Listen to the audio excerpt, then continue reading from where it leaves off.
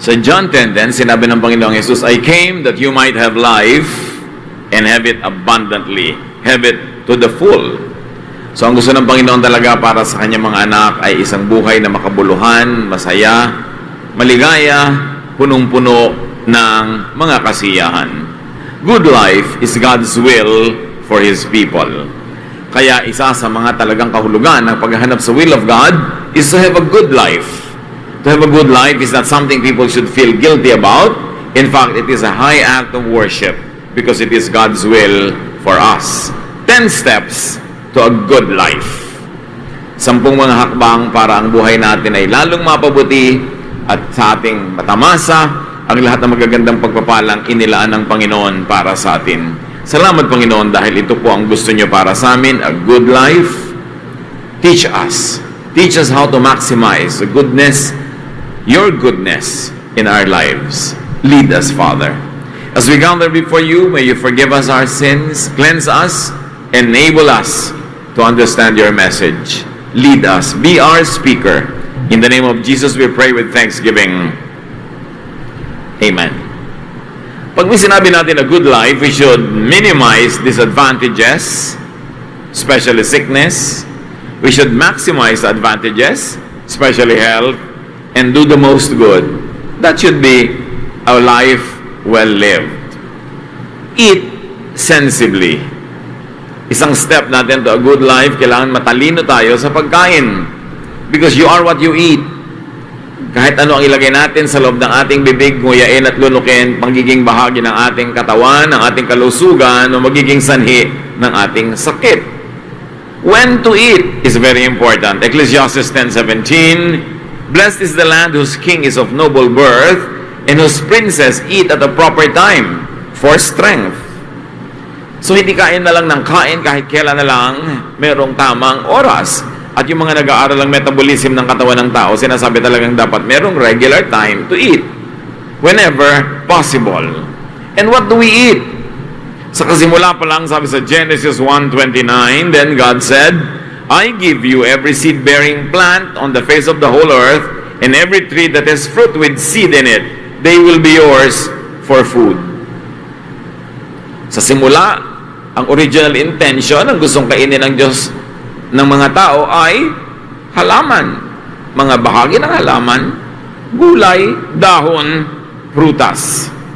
Kaya sila Daniel, nung sila ay gustong bigyan ng pagsubok, nung sila ay binihag sa Babylon, sabi ni Daniel sa kanyang tagabantay, Daniel 1:11-12, Daniel then said to the guard, please test your servants for 10 days. Give us nothing but vegetables to eat and water to drink. Very sensible.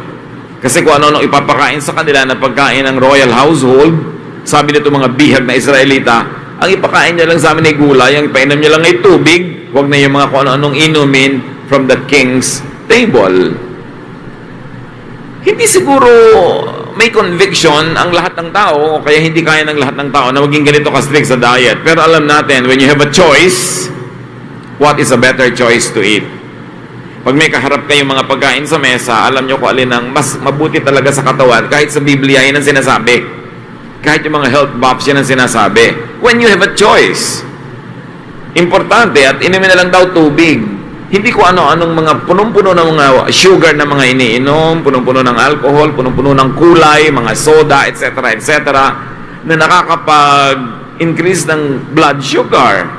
Nagbibigay sa atin ng unwanted weight. Hindi kailangang umorder ng umorder. Sa restaurants, the waiters are trained to always ask you, ano po ang drink? Matubig. Kayo po ba si Daniel? Hindi. Ako si Abednego. Mahirap bang umorder ng tubig? At kung iinom na lang ng tubig, health buffs tell us, mabuti, room temperature or warm. Nakakataba daw yung cold drinks sabi nila. At ang isang known fact sa science, when you drink cold drink, your body has to work hard to bring the temperature of what you drank to your body temperature bago niya ma-process. So papagurin niyo yung katawan niyo para painitin yung ininom niyong malamig. Kasi mainit ang katawan natin, bagay, kung ano yung body temperature mo, yun din lang yung iniinom. Leviticus 7:22-23, the Lord said to Moses, say to the Israelites, do not eat any of the fat of cattle, sheep, or goats. So alam niyo na, mga chicharon, mga sari-saring mga popis, mga sizzling sisig, mga kung ano-ano mga taba ng mga bla bla bla na masarap. Inutos na nga eh. May mga utos sa Leviticus na hindi na effective ngayon, but dietitians will tell you effective pa rin to. Hindi naman lahat ng inutos doong tribal pa lang sila, ang takal-takal na ay effective pa ngayon, pero merong mga very effective pa rin, lalo yung may sense na dietary principles. So very importantly, you don't only choose what you eat, but do not overeat. Proverbs 23:2, put a knife to your throat if you are given to gluttony. Bantayan daw, at kung mahilig ka talagang sobrang mag-overeat, bantayan mong mabuti ang iyong lalamunan.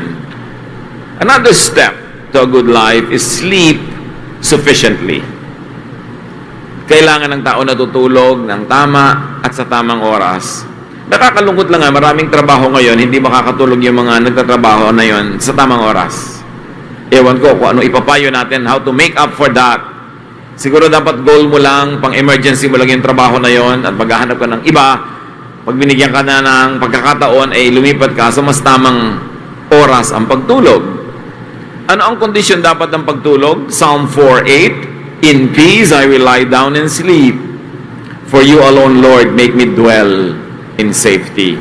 In other words, sikaping maging tiwasay para mataas ang quality ng sleep. Hindi nag-iisip ka ng mga negative things, papapaginipan mo pa. Manonood ka pa ng mga horror bago ka matulog. Again, magiging bangungot. O ang dami-dami mong iniisip na problema, mga inis, galit. Anong klase ng quality of your sleep? At pinagsisikapan, mga kapatid, na maging tiwasay, tahimik at payapa, ipinaglalaban yan. Kasi pag nagpadala tayo sa natural tendencies natin, maliligalig tayo, magugulumihanan. At mahalaga ang tao nagtatrabaho para mapagod at pag nahiga, tulog. Yung iba naman kasi, hindi makatulog. Ba't ka ba hindi makatulog? Lagi kaya tang nakahiga, kaya hindi ka na makatulog eh. Sumobra na. Ecclesiastes 5:12, the sleep of a laborer is sweet, whether they eat little or much. But as for the rich, their abundance permits them no sleep. Siyempre, exaggerated tong point na to. May mga rich din naman na masarap matulog. Ang ibig sabihin lang, pag dumadami ang iyong alalahanin, dumadami ang iyong mga negosyo, dumadami ang iyong mga pinagkakaabalahan, mas mahirap matulog ng payapa. Kaya, sikapin na ang hawakan mo lang sa buhay ay yung kaya mong itulog. Pag hindi ka na makatulog sa dami ng mga negosyo, sa dami ng mga iniisip, sa dami ng exciting prospects, sobra na yun, magbawas ka na dahil ang naapektuhan na ay ang iyong sleep. To sleep peacefully is to sleep without cares. Kaya dapat pagod. Sleep early. Kailangan na matutulog ang tao na maaga hanggat pwede. Sinasabi ng mga health advocates, it's best to sleep before or by 10 p.m. No? Kasi meron daw mga body organs tayo na nakakapahinga lang pagka maagang natutulog ang tao. At pag hindi ka nakatulog sa ganung oras, hindi nakapahinga yung body organ mo yan that night. Bukas na uli siya may chance bumawi. Kung nagpuyat ka na naman, kaya napapansin nyo, ang mga lagi nagpupuyat, malakas tumanda. Mabilis pumangit ang pagpupuyat. Kasi talagang hinahanap ng katawan ng tulog at tulog na nasa tamang oras. Sleep early, but do not oversleep. Pagka lagi kang tulog ng tulog, lagi ka rin aantukin. Cyclical. Proverbs 20:13, do not love sleep or you will grow poor. Stay awake and you will have food to spare. So hindi yung lagi nakatungangan, nakatihaya, tulog ng tulog, hindi kumikita, tapos gastos ng gastos, tapos kain ng kain. Ano mangyayari sa iyo sa buhay? Kaya kailangan enough sleep, enough work. How else do you have a good life? Think creatively. Kailangan quality ang ating iniisip, quality ang ating trabaho, quality ang mga ginagawa. Proverbs 22:29, do you see someone skilled in their work? They will serve before kings. They will not serve before officials of low rank. Sabi, pagka ang isang tao magaling, mahusay, ang magiging mga kliyente niya, magagaling at mahusay din. The best people always beat. Yung mga pinakamayayaman na magaling kumita, pinakamagagaling ang nagdadrive para sa kanila, pinakamagagaling ang nagmamanicure sa kanila, pinakamagagaling ang nagtitiklop ng kanilang mga damit, pinakamagagaling ang nagluluto para sa kanila, silang magagaling nagkikita-kita. So, galingan ang pag-iisip, taasan ang quality ng trabaho para you will fly with eagles. Kasi kahit naman super yaman, super sikat, kailangan din niya ng halimbawa ay magmamasahe sa kanya. So, syempre, alam mo magmasahe sa kanya yung pangit gumawa. Syempre, yung magaling din. Sila-sila rin ang magkikita-kita. Importante yon. Ngayon, kung nagkataon na, nakasama ka na sa magagaling, natanggal ka pa, well, you know why. Siguro, pang second class o pang third class lang yung service mo. Hindi yung ikaw. Kaya dapat, strive to be your best. Do your best and be creative. Sa Ecclesiastes 1:13, sabi ni Solomon, I applied my mind to study and to explore by wisdom all that is done under the heavens. Matalino na nga, aral pa ng aral.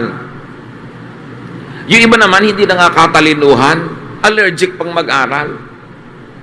Kukunti na nga ang alam, tinuturoan mo ng konti, nosebleed ako, ayaw na. Ang bilis-bilis sumuko. Kaya hindi nadadagdagan ng alam, hindi tumataas ang quality ng trabaho, tapos magtataka, hindi siya umaasenso sa buhay. Be creative, but do not overthink. Huwag din namang sobrang mag-isip. Do not overthink. Yung iba sobrang mag-isip, wala nang kapayapaan sa buhay. Never overthink. Have your rest for your mind. Sabi ng Philippians 4:6, do not be anxious about anything. Pag-isipan mo, pero huwag sobra. Pag panahon na matulog, iwan mo lang iniisip mo, it's a matter of discipline. At maraming mga hiwaga ang buhay, na hayaan nyo na lang manatiling hiwaga. Kaiisip mo, hindi mo rin man maisip. Sabi sa Ecclesiastes 12:12, much study wearies the body. Nakakatuyo ng katawan, nakakatigang, nakakapagod ang sobrang pag-iisip at pag-aaral. And sometimes it is best applied in things that pertain to God. Sometimes the best theology is silence. Maraming mga bagay na hindi abot ng isip ng tao. Meron namang abot, yun ang abutin, pero yung mga hindi maabot, huwag nang pagpilitan. Leave it to God's mystery. Hindi naman kaya talagang lutasin ng tao ang lahat ng tanong niya tungkol sa Diyos. Kaya mapapagod ka lang, kuminsan hihina lang yung pananalig, makakagulo ka lang sa iba. Kung ayaw mong tingilan ng kaiisip ang lahat ng kabusisian mo na gusto mong maintindihan tungkol sa Diyos, how can a finite mind totally comprehend an infinite God? Imposible. Kaya meron tayong inaalam, yung kayang alamin, at merong ipinapasa Diyos na lang. Lalo yung mga issues na parang walang definite na sagot o maraming sagot at hindi mo malaman kung alin ang pipiliin mong sagot. Hayaan mo lang na nandun yun. Hindi mo kailangang solven ang lahat ng bagay. Another step to a good life is to work patiently. While you think and work creatively, you also have to work patiently. Malaki ang pagtitiyaga na kailangan para makapagtrabaho at kumita at para umasenso. Proverbs 14:23, all hard work brings a profit, but mere talk leads only to poverty. Pagka daldal lang ng daldal, walang kita doon. Pero sabi, basta pinaghirapan mo, makakatiya ka, may kikitain ka dyan. Kundi man agad-agad, nagkakaroon ka ng economic foundation, nakaka-create ka ng image, and sa mga business, nagkakaroon ka ng mga contacts, may bunga ang mabuting pagtatanim. Proverbs 12:24, diligent hands will rule, but laziness ends in forced labor. Marami nagrereklamo. Bakit yung mga dating mahihirap, sila na ngayon ang mayaman? Sila na ngayon ang mga amo, di palibasa masisipag. Wala namang biglang yayaman ang hindi masipag. Liba na lang nagsugal at biglang nanalo, pero na-maintain pa naman nila yon, yung napanalunan. Huwag kainggitan yung nakikita nating ginhawa ng mayayaman. Balikan, sundan ang landas na tinahak nila kung paano sila nakarating doon. Kung ano mga hirap ang kanilang mga dinanas at anong pagtsatsaga ang kanilang dinaanan. Pagka talaga masipag ka, magiging ending ikaw ang amo. Pag tamad ka, hindi ka creative, walang kwenta ang ginagawa mo habang panahon na utos-utosan ka na lang. Hindi ka umaasenso. Sa bagay, ang lahat naman utusan, kahit nga executive sa malalaking company, utusan din yun dahil may boss pa rin yun. Pero ang mahalaga, umaangat naman yung lagay mo sa buhay at mas iginagalang ka naman at habang nagtatrabaho. Wala namang tao, walang amo. Diba kahit nga presidente ng bansa may boss. Ganun talaga. Pero ang point, umaasenso ka ba? Dumadami ba ang naiuwi mo na profit from your labor? It's important to work creatively and to work patiently and to work well. It is a ticket to good life. Good life is not something that falls from heaven. It is earned. And behave decently if you're going to have a good life. Decente, marangal, magalang, kagalang-galang. Romans 13:13, let us behave decently. Attract decency. Kung ano, ang kilos ng mga tao sa atin, malamang yun lang ang ini-inspire natin sila na gawing kilos. We attract attention. But do you attract negative attention? Do you attract respect or disrespect? Kailangan yung kilos natin, ang ating aakit ay magandang pagtingin, magandang impression, magandang behavior sa mga tao. And part of behaving decently is talk softly. And we're talking in terms of volume. Kailangan pag ka nag-iisip ng tao, hindi mo maabala dahil ang lakas-lakas ng bibig mo. At merong isang dapat balikan ngayon ng mga tao, palibasang wala ng good manners and right conduct na subject sa schools, is in public places, talk softly. Bakit pumapasok yung boses mo sa tenga ng mga hindi mo naman kausap? You're invading their privacy. Ang dami ngayon mga empleyado sa mga high-rise buildings, walang modo. Nasa elevator, taldala ng taldala na parang nasa sala nila. May kausap, dalawa sila o tatlo ang daldal-daldal. Yung mga ibang tao, tahimik, pumasok na yung boses sila sa tenga ng iba. Kawalang galang yun dahil anong ginagawa ng boses mo sa loob ng tenga niya.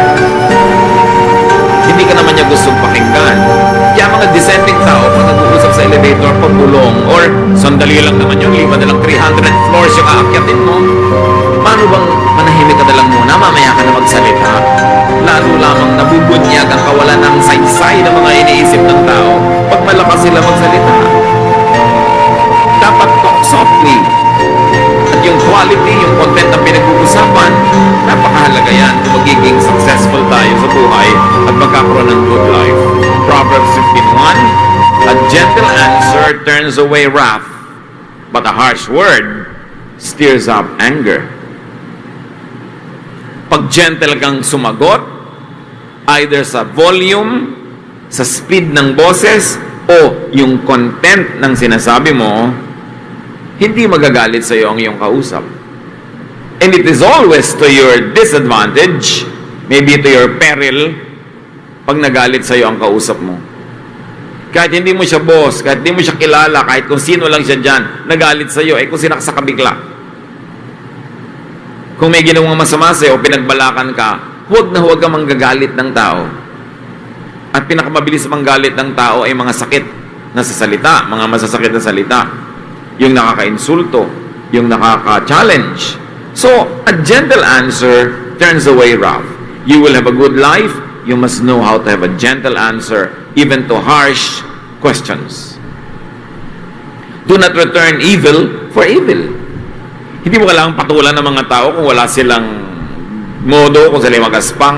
Hindi mo rin kailangang maging katulad nila. Lalong-lalot may pinapahalagahan kang buhay, pangarap, plano. Ipoprotect mo yun na bigla na lang na nalagot ang buhay mo dahil nakipag-away ka sa walang kakwenta-kwentang bagay. Proverbs 25:15, through patience, a ruler can be persuaded, and a gentle tongue can break a bone. Pag daw magaling ka magsalita, maayos kang magkorte ng iyong dila. Kahit mga pinuno, kahit mga leaders, kahit mga mahala, ay pwede mong mahikayat na isipin o gawin ang ipinapaisip o ipinapagawa mo sa kanila. At kung gusto mo talagang bumali ng buto, ang gagamitin mo, hindi pamalo, hindi karahasan, kundi dahan-dahan, malumanay na salita. Yun ang talagang effective. Kasi yung nasasaktan sa dahan-dahang pagsasalita, yun ang tinatablan ng hiya. Yun ang nakakapag-isip-isip. Pero yung nagalit, dahil galit ka rin, hindi tinatablan yun. Nagiging defensive at magiging offensive, and it could be dangerous for you. James 1:19, everyone should be quick to listen, slow to speak, and slow to become angry. Yung slow to speak, hindi naman yung halika dito. Hindi naman ganun, no? Ibig sabihin lang, hindi ka agad-agad nagsasalita, nag-iisip ka muna. Pero pag nagsalita ka na, normal speed na. Pero huwag bubuka agad ang bibig, lalo galit. Kasi pag galit ka, pwedeng may masabi kang pagsisisihan mo. Bagamat may mga tao kung hindi ka pa nanggagalaite, hindi tatablan, pero mas mabuti, especially when in doubt, to hold your peace. Do not hurt feelings. If you are going to have a good life, dress smartly. Hindi ka magkakaroon ng good life kung mukha kang basahan o mukha kang tiriringgay. Kailangan dress smartly. Whether you like it or not, sinusukat ka ng tao sa itsura mo. So huwag kang tamad na mag-ayos. Sabi sa Ecclesiastes 9:8, dress up, comb your hair, and look your best. Lalong-lalo ka kung iniwan ka ng asawa mo, tapos nangangayayat ka pa, mukha kang bangkay, yung damit mo, ang dumi-dumi na, hindi natatabla ng apoy, lalo kang iiwan. Pag nakita ka, sabihin, ay, talagang dapat nga palang iniwan ito. Pero kung ang ganda-ganda mo, magdadalawang isip na naman yan, pag hinayangan ka man lang. Sabi ng iba, looking good is the best revenge. Kung may umapi sa'yo noon, di magpaganda ka, kaysa magmukmuk ka sa iyong sariling mga kadiliman. You are measured by your looks, whether or not you agree with that. That is the way of the world. Kaya si Solomon na matalino, sabi niya, dress up, comb your hair, and look your best. At ang pinakamatalinong babae na binanggit sa Bible, the lady of Proverbs 31, verses 21 and 22, when it snows, she has no fear for her household. For all of them are clothed in scarlet. She is clothed in fine linen and purple. Sabi itong babaeng matalinong ito, na blessed na babaeng ito, maayos ang pananamit, tama, angkop sa panahon. Pag maginaw, may pangginaw. Pagka mainit, meron siyang mga maninipis sa kasuotan lamang at finest material. At hindi dahil siya ay nanghihingi. Dahil magaling siya magnegosyo, magaling siya maghanap buhay, magaling siyang kumita. Ang mga tao ay para mga pagong, sabi nga ni Jose Rizal, inuuri tayo sa ating talukab. So kung ano yung shell mo, yun ang nagiging value mo. Kaya alagaan ang sarili. Hindi mo nung kailangan maging mayaman para magpaganda. Kung ang hirap-hirap mo na nga, mukha kapag mahirap, di lalo ka ng mukhang kawawa. Sino pa magtitiwala at kukuha sa'yo? Kaya mahalaga to look good. Hindi para magyabang, because God is God of beauty. At nilikha ka ng Diyos ng maganda. Ang mga damo nga na tinatapakan, ang gaganda. Ang mga halaman nga magaganda. Tapos ikaw na tao, crowning glory of God's creation, hindi nagsisikap, nagandahan ang itsura. It's important. Another step to good life is to earn honestly.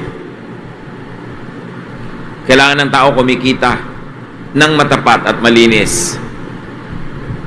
Liban na lang kay sobrang bata pa, o sobrang tanda na, o sobrang may sakit, dapat ang tao kumikita.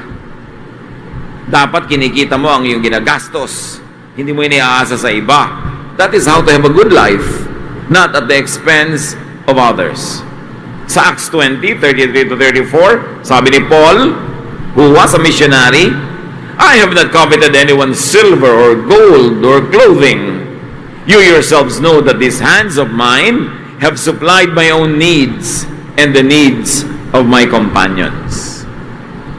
Bagamat ang mga lingkod ng Diyos ay entitled to the support of the people that they serve, sabi ni Pablo, bagamat entitled ako dyan, nagtrabaho pa rin ako.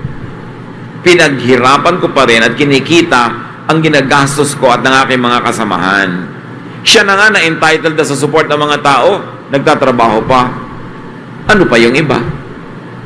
Proverbs 13:11, dishonest money dwindles away, but whoever gathers money little by little makes it grow. So yung mga biglang yaman na mali ang paraan, easy money, nawawala din agad. Sabi, pero pag pinaghihirapan mo, buong ayos mong ipinupundar ang iyong kabuhayan, magtatagal yon. Kasi yung pinaghihirapang income, minamahal, pinagmamalasakitan. Pero yung easy money, tinatapon din ng ganun-ganun lang. Kasi napakadali namang kitain. Very importantly, earn more than you need. Dapat ang tao kumikita para sa kanyang pangangailangan. Again, liban na lang kung sobrang bata pa, sobrang matanda na, sobrang may sakit, or inaalat lang sa mga panakanakang panahon.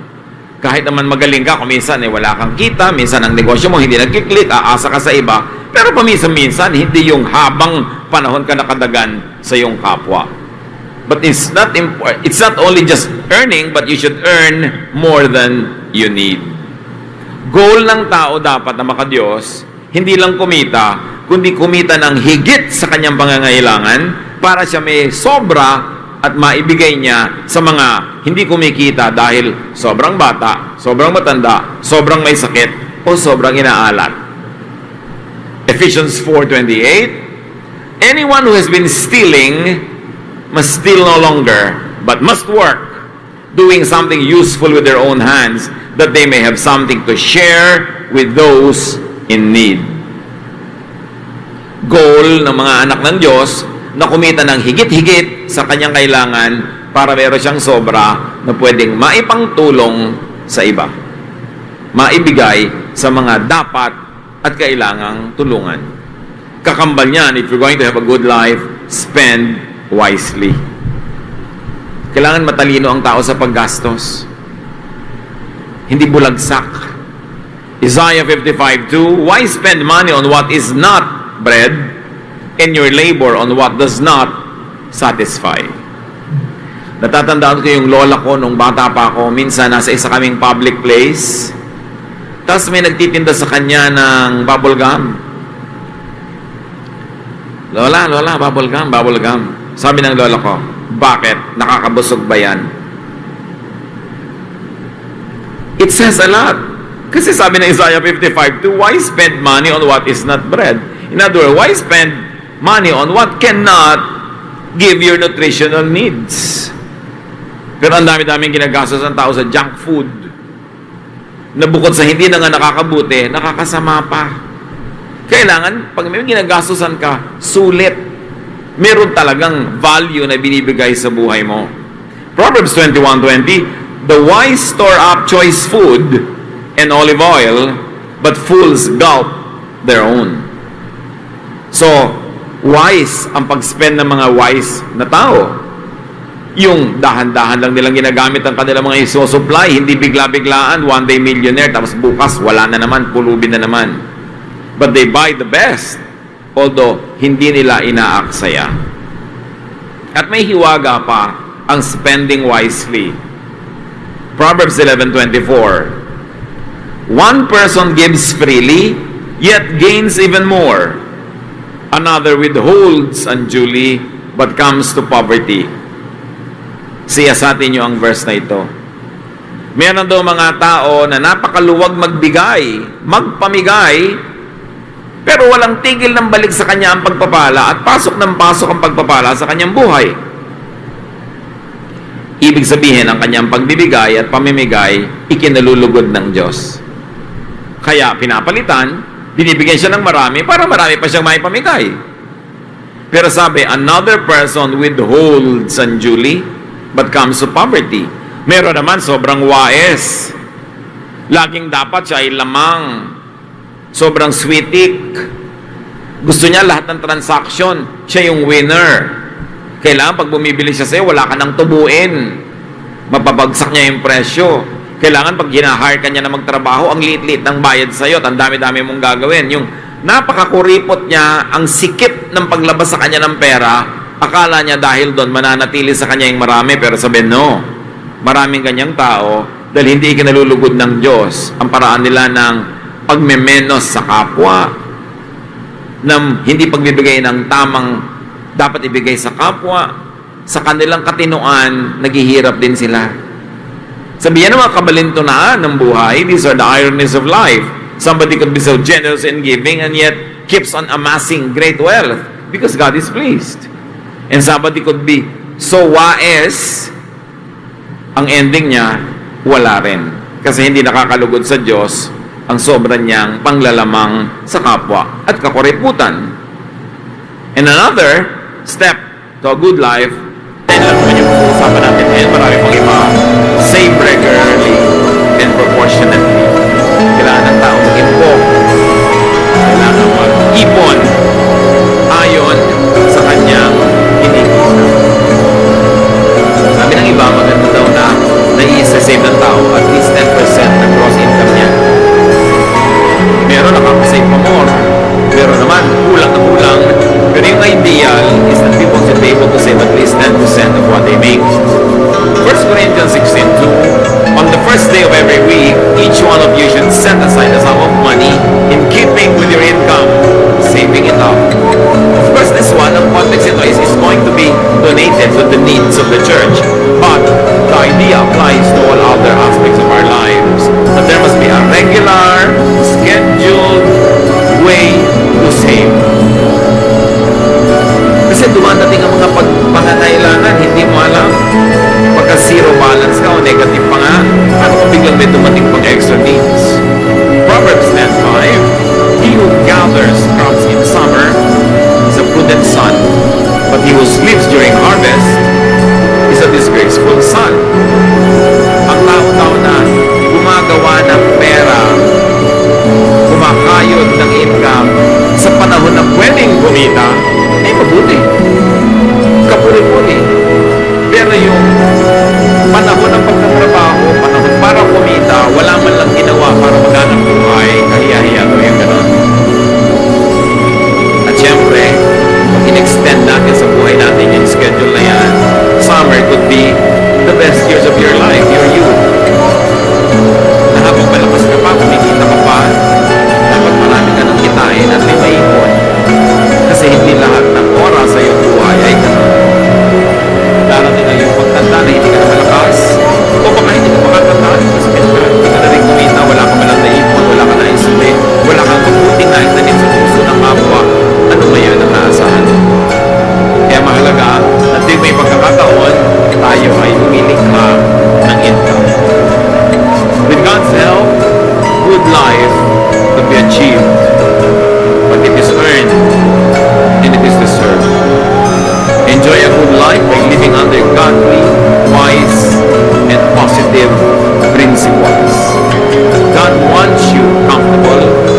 Gusto ng Panginoon ay maginhawa tayo sa buhay, higit pa sa pangangailangan ng ating tinatangkilik para meron tayo ay bigay sa kapwa. But you've got to be wise. Make the most of time. Kailangan mo magpalampas ng pagkakataon. At napakahalaga kung natin magdadagdag ang patitinong tao sa mga panahon na ito, dapat may mga insurance. Although, syempre, pinipili mo dahil baka kama 1, 2, 3, baka mapeki ka, matampuhan. But with prudent choice, dapat may insurance ka. Kasi mo, wala na akong pera, mag-i-insurance pa. Mas wala kang pera, mas dapat may insurance ka. Kasi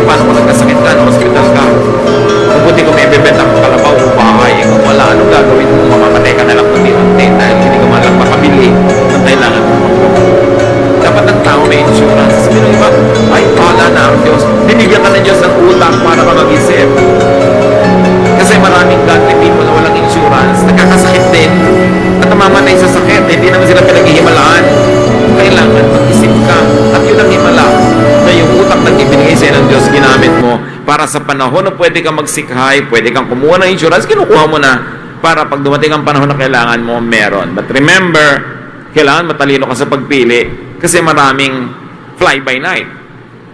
Hindi pala mapagkakatiwalaan. But when there are rats in the ship, don't sink the ship. Just kill the rats. So kung may mga fake, mag-isip ka lang, pero hindi ibig sabihin, baliwala na yung buong industriya na yon. It's important. At ang insurance din natin are hearts of people who love us. People that we help in times when we can help. Sino nakakapagsabi kung darating ang panahon, ikaw naman ang mga ngailangan? Huwag kang laging wise. Walang may in love sa'yo. Walang magmamahal sa'yo. Lalo ko alam nila na winawisan mo sila. Naghihintay lang sila ng pagkakataon na mabilat-bilatan ka dahil ikaw ay, ginantihan ka ng buhay. Importante, mabait tayo, generous, wise, nagsisave. And when you look good, you earn more. Pag kami mga nag-a-apply sa trabaho, ang kinukuha na nila, kung pare-pareho lang yung skill, the one who looks better. At hindi lang yung natural ganda ang pinag-uusapan, yung damit pananamit mo.